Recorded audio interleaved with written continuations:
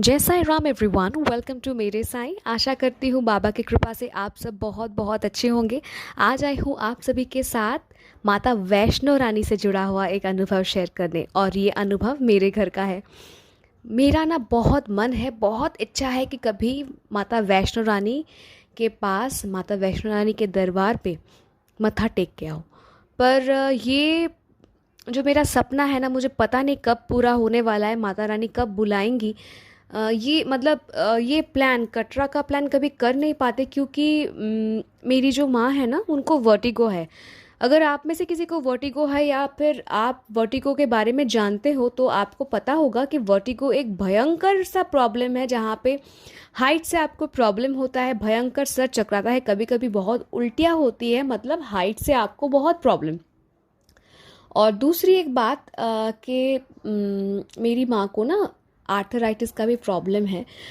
उनका घुटना रिप्लेसमेंट होने वाला है, तो हम कभी ना, मतलब जो हाइट चढ़ाई वाला जो प्रोग्राम होता है, ऑल्टीट्यूड वाला प्रोग्राम होता है, कभी कर नहीं पाते। हालांकि अभी बहुत फैसिलिटीज़ हो गए कटरा में, पर फिर भी कुछ प्रॉब्लम्स, मतलब ये जो माँ का मतलब हेल्थ रिलेटेड प्रॉब्लम्स है ना, इसीलिए कभी मतलब प्लान करने का हिम्मत नहीं होता। पर इतना विश्वास है, कभी माता रानी बुलाई, जब माता रानी बुलाएंगे तो ज़रूर जाएंगे।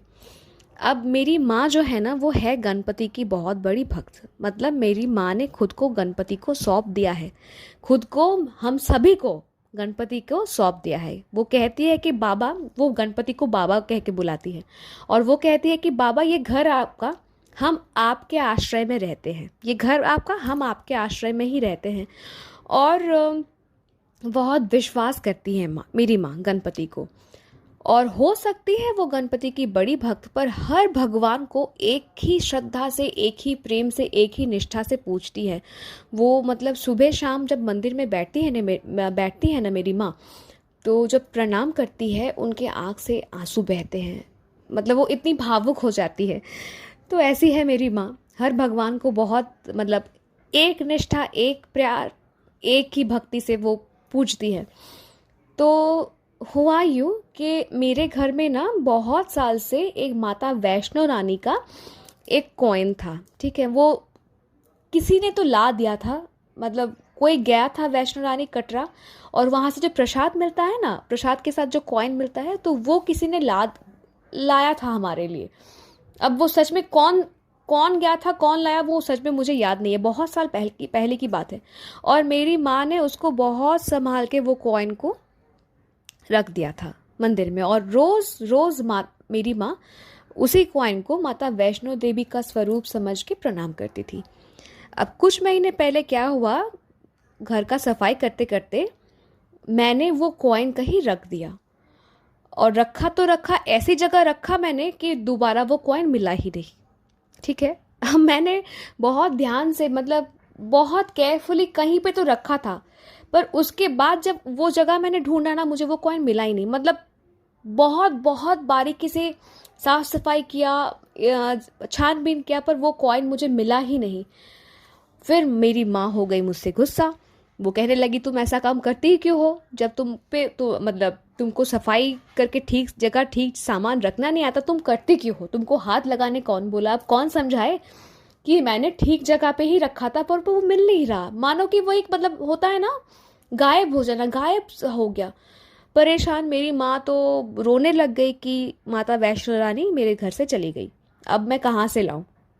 वही था, मतलब मेरे घर में ना माता वैष्णो रानी का कोई फोटो वगैरह कुछ नहीं है, खाली मतलब वो क्वाइन ही था, जो होता है ना क्वाइन, जो जिसमें माता रानी का 3 पिंडी का रूप इनग्रेव किया होता है, वैसा वाला क्वाइन था। तो मेरी माँ बहुत रोने लगी कि माता वैष्णो रानी, मेरी बेटी ने आपको कहाँ रख दिया, आप कहाँ चली गई माँ, आप लौट के आओ, वो जगह खाली लग रहा है, जहाँ पे मैंने आपको रखा था वो जगह सूना लगता है, माता आप लौट के आओ, माता आप लौट के आओ। और रोज रोज मेरी माँ रूटीन से मुझे बोलती थी, तुम्हारे लिए माता खो गई, तुमने खो दिया, तुम बहुत लापरवाह हो। ये माँ का रूटीन था मुझे ऐसे टोकना, और मुझे भी ना बहुत गिल्ट फील मतलब होता था, क्योंकि मैंने सच में रखा था बहुत प्यार से, अच्छे से जगह पे, पर पता नहीं कहाँ गायब हो गया। It was like very strange.